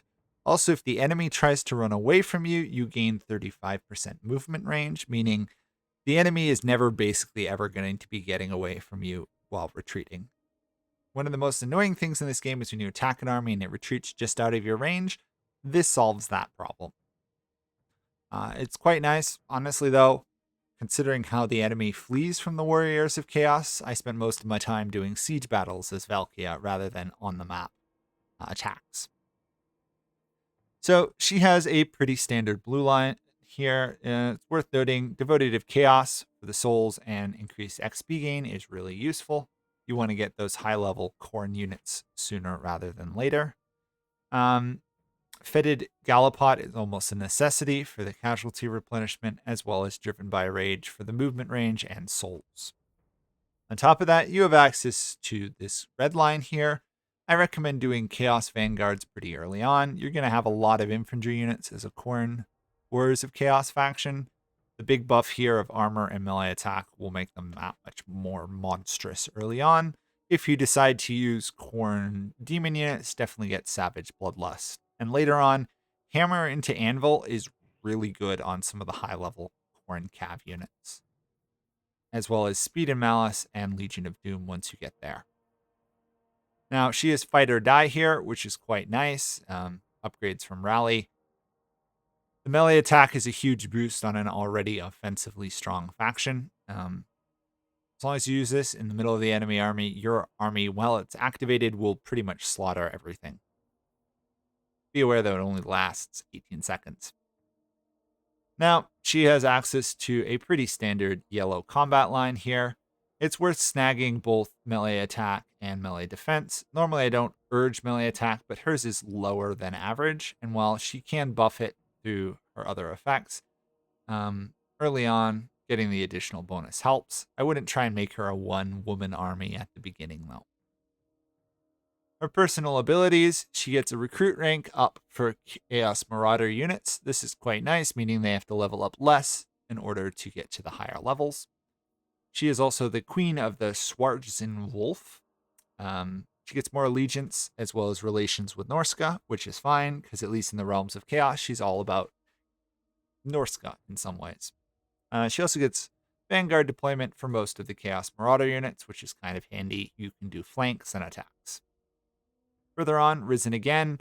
If for some reason she dies, she comes back faster, as well as loses less vigor while fighting. Goes kind of nicely with Hearts of Iron. She doesn't get perfect vigor early on at all, so instead she gets 65% reduced vigor reduction or so. The wound recovery time is nice if for some reason you lose her. The reality is you should never lose her in her army if you're playing right. Scorn the Coward here makes her really good against ambushes, meaning that Skaven in particular have a lot of trouble killing her because they can't swarm her with ambushes. And if you're playing a multiplayer, she's really good against getting ambushed, especially if you combine it with Premonition here, 35 or 30 plus 25, 55% chance of avoiding an ambush. Pretty much negates ambushes except for heavily ambush-focused characters. She also gets Wrath of Corn, which is an explosion ability she can use that blasts out and does a significant amount of damage to nearby enemies. Only affects one, though, which is a little bit frustrating, and infects them if they're casting. So basically, if you see an enemy try and cast a spell, you can use Wrath of Corn to smash them with an explosion. Because Corn is all about anti-magic. It's kind of a cool little thing she has. Now, Blood Raisin here, this just is a boost to income after battle or raising settlements, as well as lowering enemy leadership. So she causes fear, which lowers their leadership. This will lower it even further. can add some nice little bonuses, makes routing armies a lot easier. And finally, Sword Maiden of Corn, she gets the passive ability Gore Feast. While she's in combat, she heals. As I said, she is not the world's greatest melee fighter, but she's better than you'd expect because of this. She heals. As long as you build up her stats elsewhere, she's pretty good. She's got good armor. Her quest is worth mentioning because she's got 3 of them, and they're all pretty good. The first one, Scarlet Armor, weakens the enemy around her as long as she gets kills, and as well as armor and a ward save. This is an amazing item. Getting it on her early is great. You'll get a mission at rank 8. It's worth doing when you can. Next one, Demon Shield. This is kind of cool. You can use this on her or someone else. They become immune to damage for 13 seconds. So if they charge into combat with a strong enemy lord or hero, proc this on them, and for the first 13 seconds, they're going to be able to hurt them without taking damage. It's quite nice. Weakens Slanesh, makes Corn Demon units cheaper to maintain. You should have some Bloodletters in your army. As her, this will help, as well as buffing her defense, leadership aura, and leadership aura size. Her units will be less likely to rout, and she'll affect more of them at once. As I said, remember she gets bonuses to her stuff. This melee defense helps quite a bit. And the last one is her spear. She gains what's not a spell, because Corn doesn't like spells, but instead an activated ability, which functions essentially as a spell. It's a wind ability, does decent damage in an area in front of her. Use it when you can. You get to use it twice in a battle. It's worth using. She also gets a nice boost to damage versus large authority and income from post-battle loot. This is arguably the weakest of 3, but it's still worth snagging. She'll never become a one-woman army like some other lords in the game, but she can become strong in her own right. Now, on to Valkia's Realm of Chaos Start. So she starts, oddly enough, kind of in the middle of arguably nowhere. There's nothing immensely interesting right here other than it is the northern route from the Wastelands and to Norska and Kislev. You start at war with Norska. It's worth fighting them. Make sure once you take the settlement, actually, I'll just show it to you because why not? So you're going to want to win this battle. Oh, you should have raised units first. My bad. Because we lost a unit here. Build it up. Make sure that you raise her warband units. If you've done it properly, you can take this settlement, which is hard not to. Occupy and vassalize. All of a sudden, your enemies are now your subjects, which is good. They hold here. Your next invasion is against the dwarves of Krakadrak over here. Worth invading. Krakadrak is a dark fortress, which allows you to get a second dark fortress by like turn 10, which is kind of nuts. Afterwards, you got a choice. You can continue to wipe out the dwarves, progress west into Norska. I particularly like going in and wiping out and gaining control of the rest of the Norska factions. Forbidden Citadel is really easy to take, after which you can then invade Kislev, or you can just skip it after you take Krakadrak, invade through here. Over here, Clan Mulder Throt, or whatever his name is, will be a decent ally, non-aggression at minimum. Invade Kislev and absolutely rampage through it. Your other option, but I don't really recommend it, is take out the dwarves, pack up, go east, and invade the wastelands here. You'll mainly be fighting various orcs, ogres, and Boris Ursus, if he's on the map. Honestly, you can get as many kills over here as you can in Kislev, but the enemies will be stronger. Kislev falls surprisingly easy early on. Target their big settlements, Erengod, Prague, and Kislev itself. Once you do that, they're almost gone. Set up dark fortresses in, I think you can only set up in Prague, not Kislev itself. Kislev itself, though, is worth occupying and setting up a minor settlement in rather than leaving it raised, because the enemies will prioritize it to retake it. But once you get Prague, that becomes your center of your base, and you raid and you pillage your way through Kislev. So long as the AI Kislevs don't have access to a major settlement, they're pretty much no threat to you. So you can go out, raid, sack their settlements, win a couple battles, and then let them rebuild and just rinse and repeat sacrificing captives to get closer to this path of 50,000 souls. I messed up when I did her campaign. I conquered all of Kislev by like turn 100. Um, and then I went on to invade the Empire. But the reality is, after I conquered both of them, I still was barely halfway to this, and I had nowhere else really to go. It's better to slow down a little bit, get some more ambushes, and then sacrifice more to get more of the souls, in my opinion. They're really not going to be able to stop you. Just watch out for the vampire counts down there, because that attrition can be rather painful for you. Just pointing that out. Can't hurt. Make sure that you turn on the Corn Gift of Chaos early on. I recommend not the Flesh Hounds, not even Death's Bounty. You want the Bloodletters. They're a nice little early game unit to be used later on. Buffing them with the Summons Beyond ability is quite nice. Once you get further down here, you'll gain access to the Skull Cannon, which is worth getting. Gives her a nice range artillery. And the Bloodthirster Flying Monster is just really nice once you get there. Once you get Slaughterer's Glory, though, make sure you turn this on. Your units will rank up surprisingly fast, especially if you make your Exalted Heroes focus into training.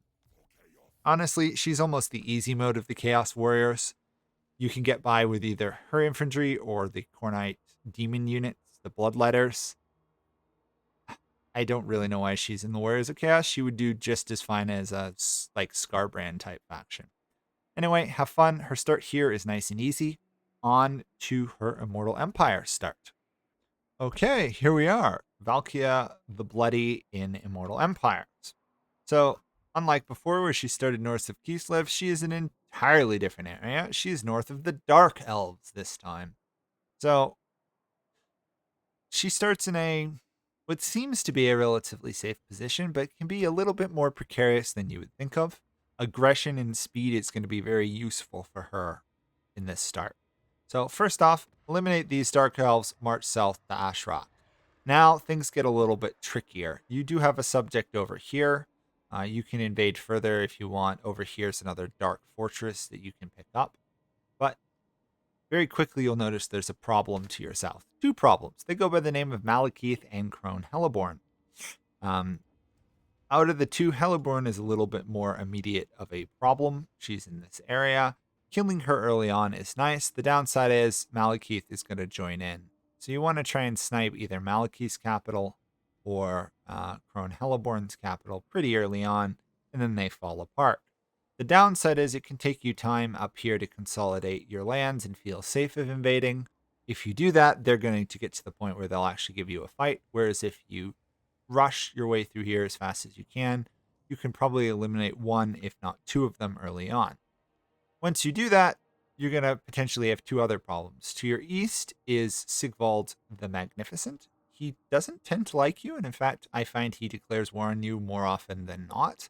If you get a non-aggression path with him, great. Otherwise, just kill him off. He's unfortunately Slanesh units, which is what he's going to use. Unlike you, who uses Corn, your units will absolutely crush him. If it's a one-on-one fight between Sigvald and Valkia, though, it gets a little bit hairier. Sigvald can be an amazing duelist if he's built properly. Otherwise, Valkia is probably going to win. On the other hand, if you don't end up at war with Sigvald, you'll quickly realize there's another problem coming for you behind Malekith. Over here lurks Grombrindal, one of the stronger melee lords in the game, if built, again, correctly.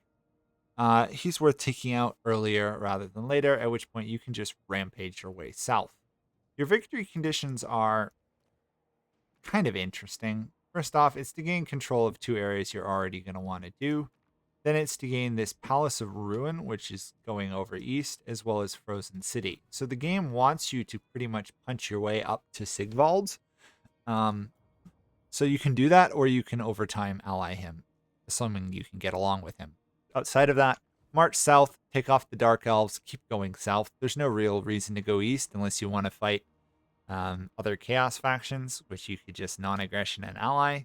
It's easier to go south. You'll probably get all the way down here towards Morathi before you get enough settlements. But once you pass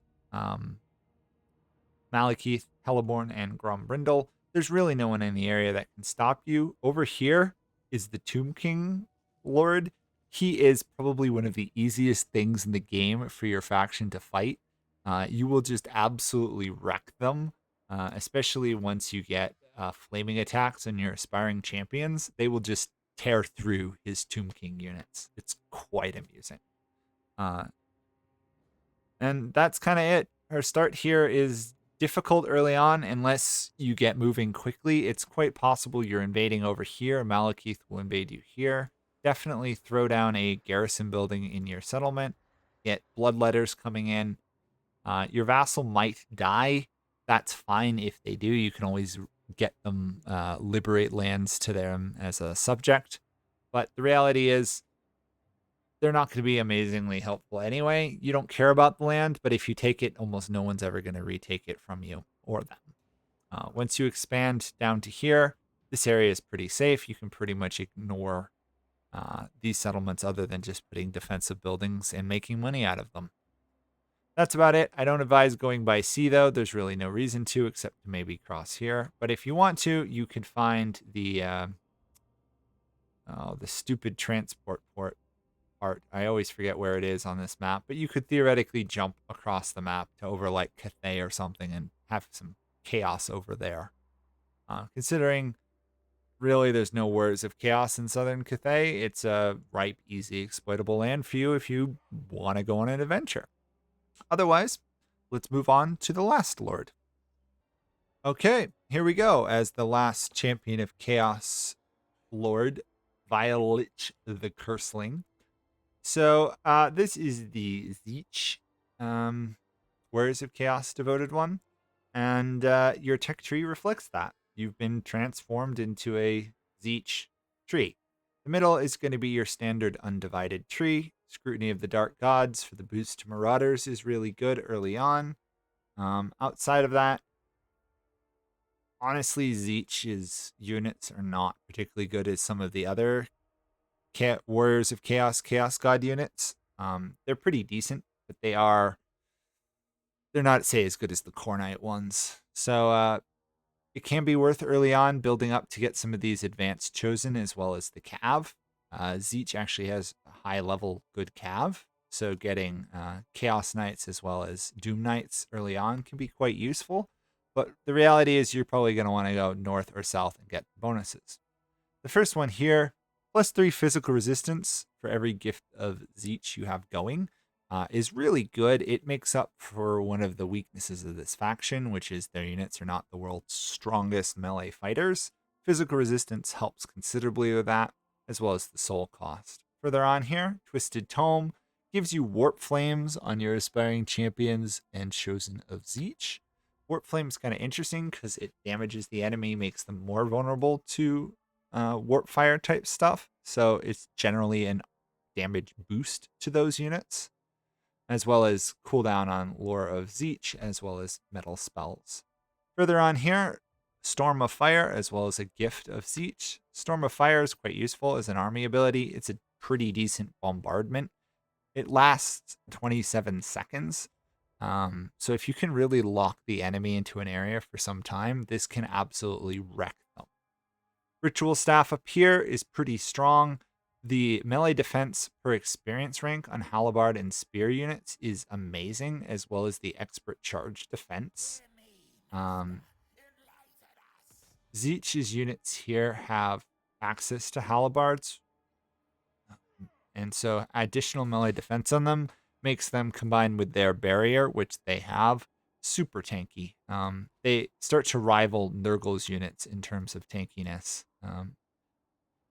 They don't do the world's greatest offensive damage, but in terms of defense, they can be strong, very tanky with armor piercing and a barrier.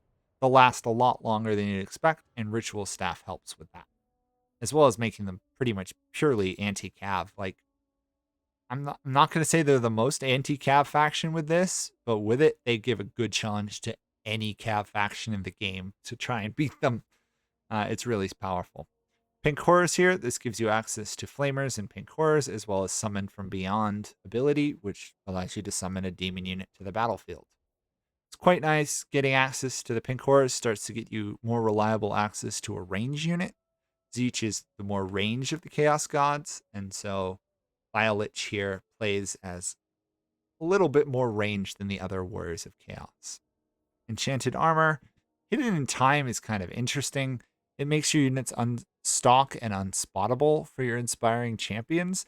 The downside is Aspiring Champions are not the world's most amazing units, so being able to get a flank off with them tends not to decide battles, but it can help you hiding some of your units. It also adds barrier hit points to all your units, which helps your Aspiring Champions again.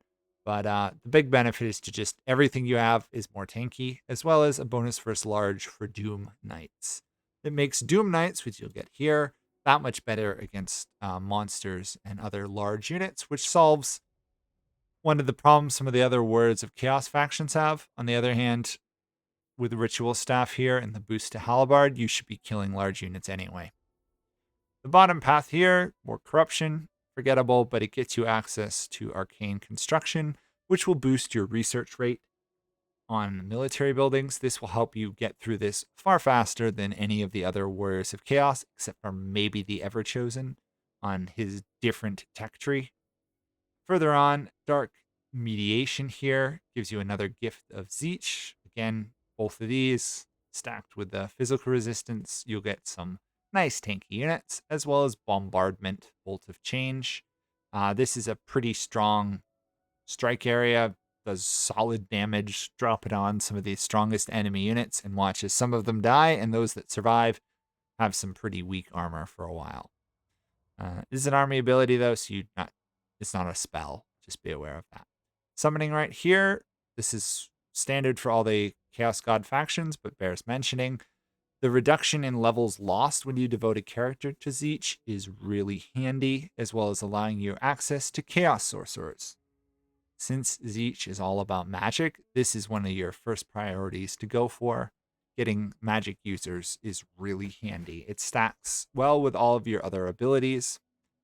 This one right here is a buff to diplomatic relations. If you've got vassals, this will help you interact with them more. Honestly, though, you're not going to find too many other Zeechian factions. But Teleport Stone is quite interesting. This will allow you to use the teleport stance more often, as well as make you very hard to ambush. And of course, at the end here, you'll get a summon, as well as more access to changing of the ways abilities. Okay, let's look at Vilitch himself. So Vilitch himself is actually a half-decent fighter, which is odd for a Zeech unit. You have magic attacks, which is really nice, as well as access to 2 starting spells, the Pink Fire of Zeech, as well as the Blue Fire of Zeech. Both which can be used differently. The Breath is better against group units. The Blue Fire, which is a bolt spell, is a magic missile spell, is better at long range to target things. Both apply Warp Fire, which applies more fire damage. So if you hit an enemy with Warp Fire with another Warp Fire spell, it will do more damage.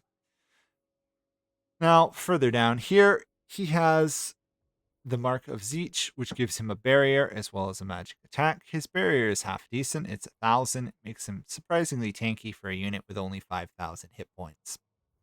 And finally, he has a Parasite. So Vilitch here leeches from his brother. Basically, this unit has 2 body parts, 2 separate bodies, conjoined twin. It gives him access to stealing experience from other lords, which is handy. This guy will level up faster than anyone else in your faction. He also gets the Twisted Twin ability, as well as teleporting for the Winds of Magic is cheaper. Remember, the tech can also make it cheaper.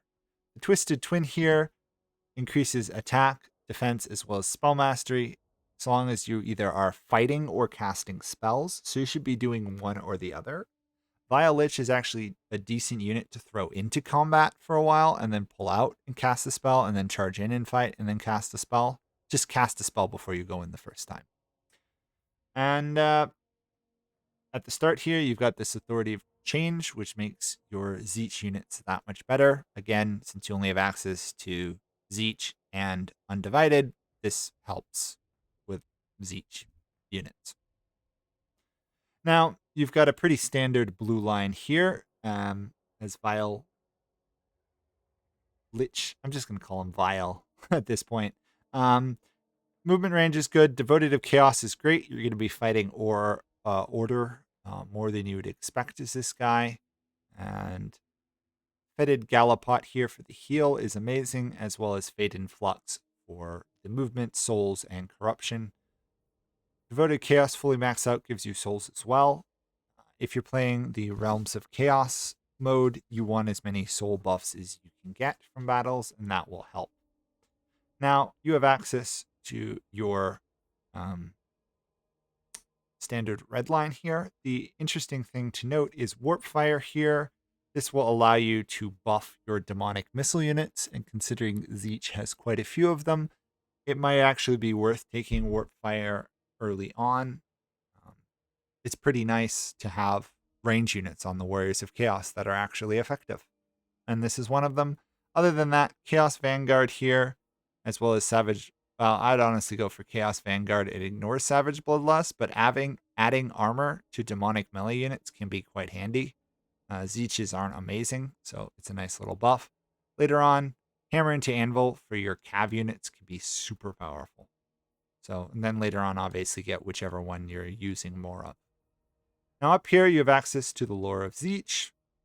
You already have pink and blue, but again, you can buff them further. All told, fully upgraded, they can become quite powerful. They're decent damage. They're not the world's most expensive spells either, so you're definitely going to be wanting to use them as much as possible. When you cast them, all your units will get a word save for a while, which you should be using constantly while fighting. Glean Magic here. You can steal magic from the enemy. You should definitely be using this if the enemy has a spellcaster. You'll get more spells, they'll get less. Treason of Zeech is great to use on a powerful unit, lowers their leadership, as well as totally removes their melee attack for 20 seconds. Be aware you do have a half-decent miscast chance. Further on here, Prismatic Plurality, cheaper cooldown when you cast a spell. So if you cast one spell, cast the other. The first one might be mostly cooled down already. Zeech's Firestorm, very powerful spell. You're going to want to drop this on enemy units in an area because it's a vortex. Applies Warp Flame, so again, stacking Warp Flame effects is great.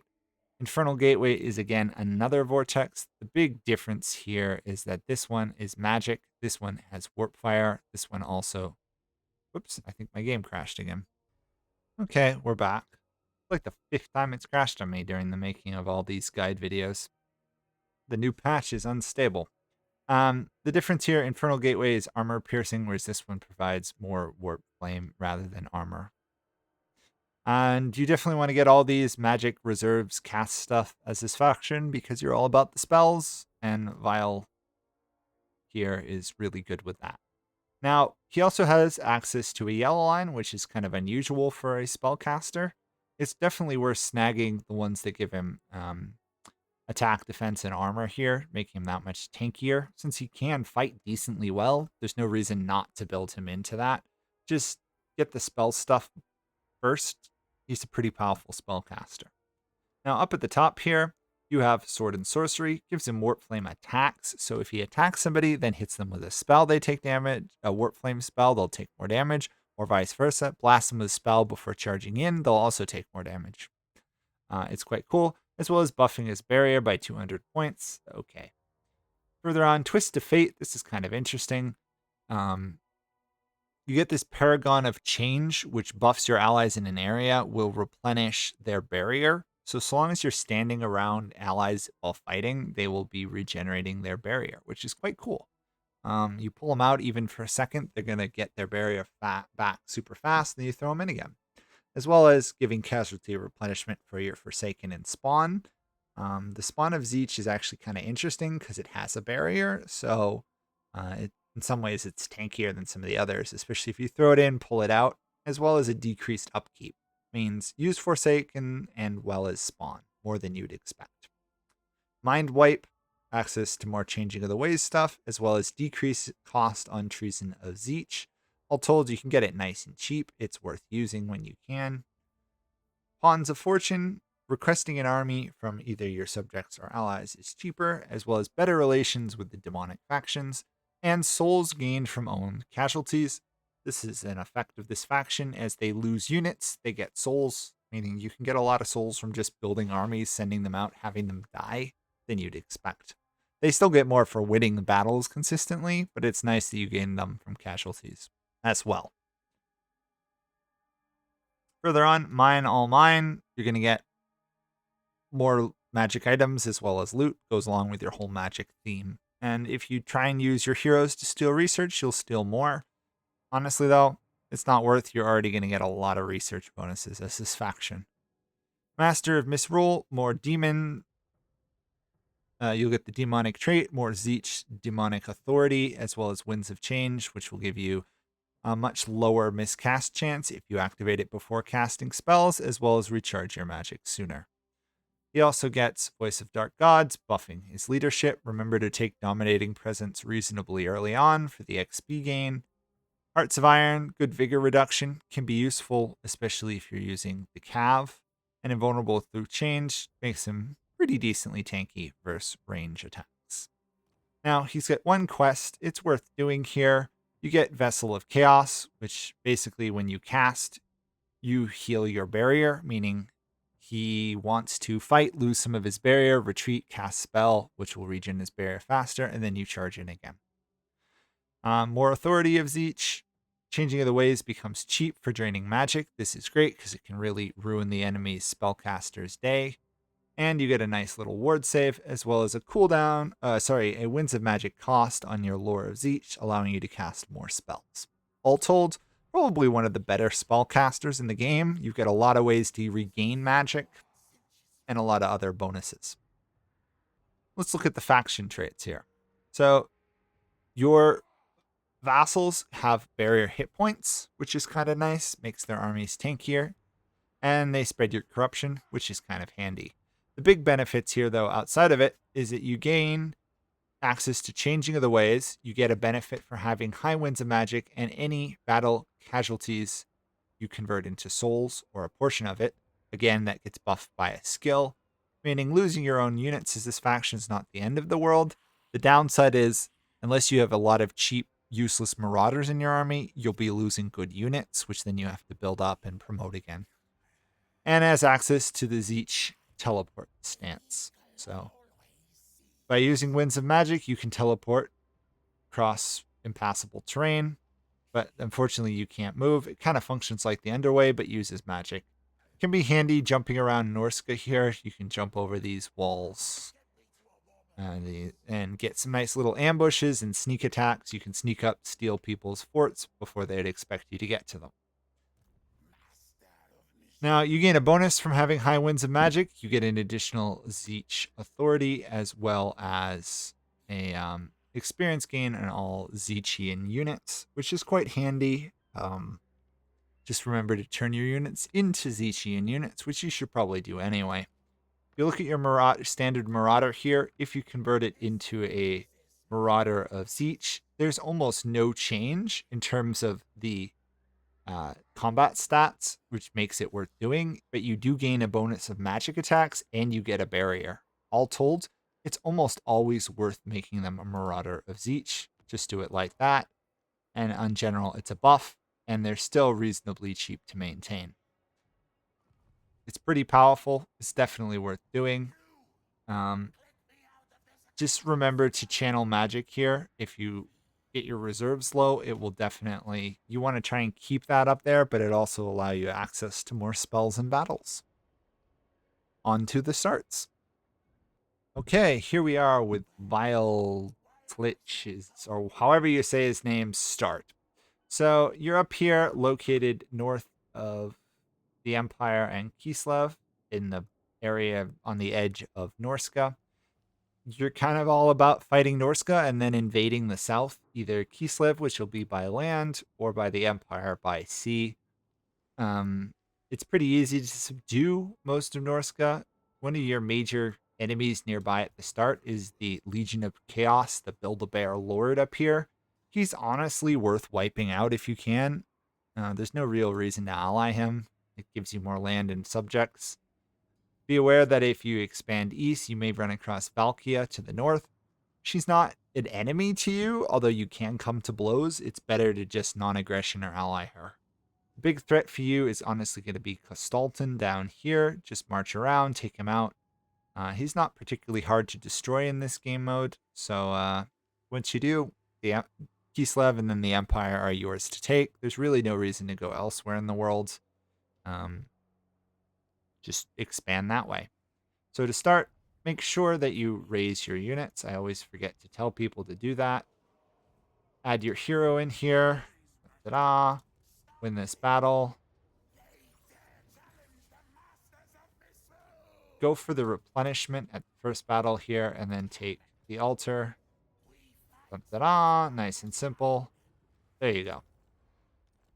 Also, apparently you get a boon there. Make sure to get your pink horrors in the battlefields, as well as set up your gift here. I recommend don't get the screamers. I recommend trying to get access to the pink horrors. They're a tier 2 range unit. They're also decent at fighting. They turn you into a bit more of a range faction. They're worth having. Alter the Crimson Harvest is level 1, so start initially with favor and growth, then definitely throw down a garrison just to protect yourself. You're surprisingly exposed because the enemies can simply go in the water and sail up here. Thankfully, you're not a port, but your coastline is invadable. Outside of that, you start over here at war with one of the Skaven.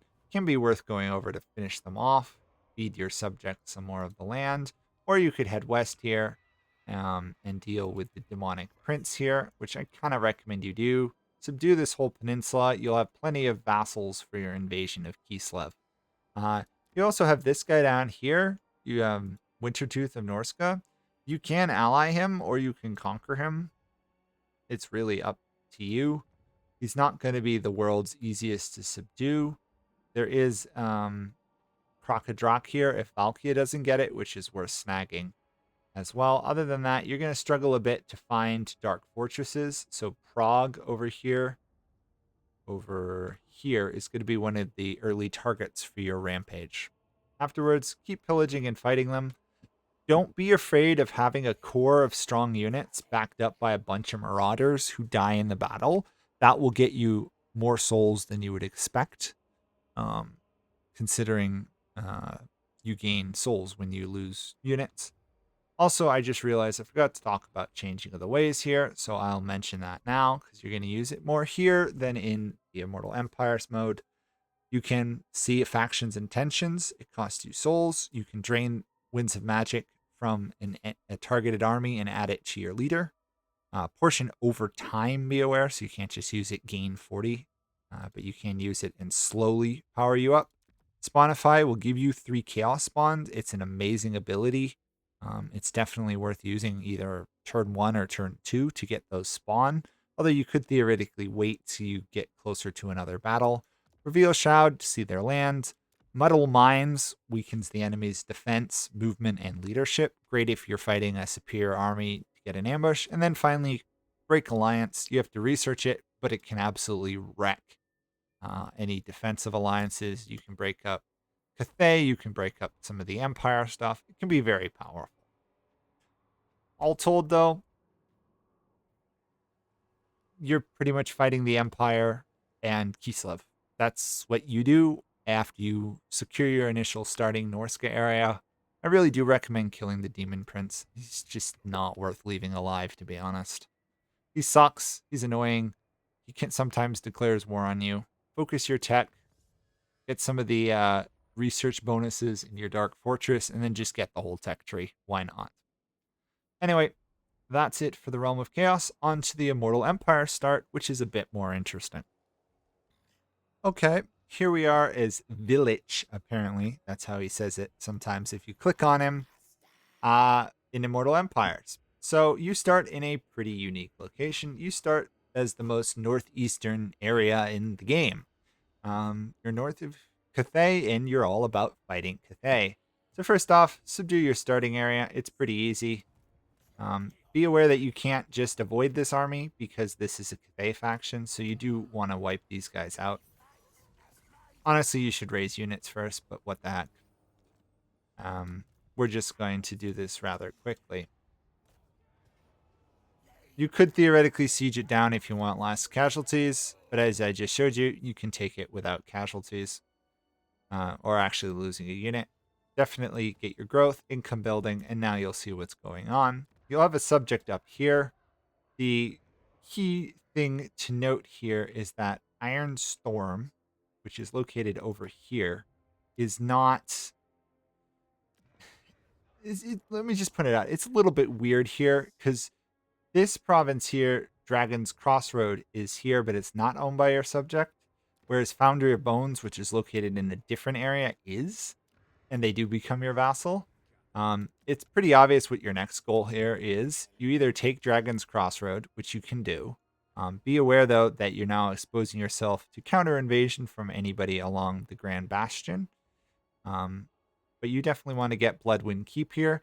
It is, again, another Warriors of Chaos. But honestly, taking him out, wiping him out, costs you virtually nothing.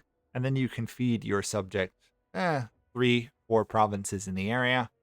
And then you're all prepped to your invasion of Cathay. Your winning conditions are basically to subdue this northern area as well as break in and take both the Dragon Ladies and wage in here and conquer this rather nice looking area. This kind of looks like a nice place to live, doesn't it? As long as you mind the drop. Your job is to basically invade Cathay. It's pretty easy. Once you punch through the Grand Bastion, which if you move quickly, it won't be a problem. Cathay is very easy to fall. Be aware that the vampiric pirates lurk over here, as well as Lokir Fellheart. He doesn't necessarily like you that much. I've had him declare war on me before. If he does, he is of the tendency to actually try and invade you up here. Thankfully, the terrain up here kind of stops him. But just be aware he does lurk as a threat, and it is worth running over and kicking him out at some point, because he is not pro-chaos at all. Down here lurks Deathmaster Snitch, or Snicked, however he says it. One of the Skaven factions. He's not particularly dangerous because he doesn't have a great start, but if you leave him long enough, you can end up fighting the Skaven. Thankfully, you're pretty good at killing Skaven. Just you're going to want as many shielded units as possible. They use a lot of range, and also getting Cav is really important. Doom Knights are amazing versus Skaven, as well as some of your other knights as well. Cast a lot of spells, conquer Cathay. Once you subdue the initial area, be aware that Nakai the Wanderer lurks way down here. If he survives, he will absolutely declare war on you, and since he's a horde faction, his main army is a lot stronger than you'd expect. I ran across him when I wasn't intending to and was rather surprised. Otherwise, you could expand further west, but if you do that, be aware you're going to run across Kolic Suneater, which if you don't, you can usually ally or at least non-aggression him. And as long as you expand into here, more Cathay, you'll have vampires, vampire pirates, Skaven. You'll have everything you need, and you really never have to get past the Mountains of Morn, where the ogres lurk. They may declare war on you. They may not. If they do, they can prove to be a bit of a pain. Make sure you got heavily armed halberders, and definitely get the ritual staff to make them even stronger. And deflect as much of their charge as you can, and then wreck them with spells. And overall, this is a really relatively easy campaign. They need to weaken the Warriors of Chaos and buff Cathay, at least in the early game. And anyway, that's Vilitch's Start in Immortal Empires. That is also the end of this guide, and to my complete joy, that's the end of all the current faction guides for Total Warhammer 3. I've literally done all of them. It's taken a month. It's taken a while. They've gotten a very nice reception. They've added over 1,000 subscribers to me. If you haven't seen them and didn't know they exist, definitely check them out. They're all in one giant playlist. Virtually every start and everything is covered.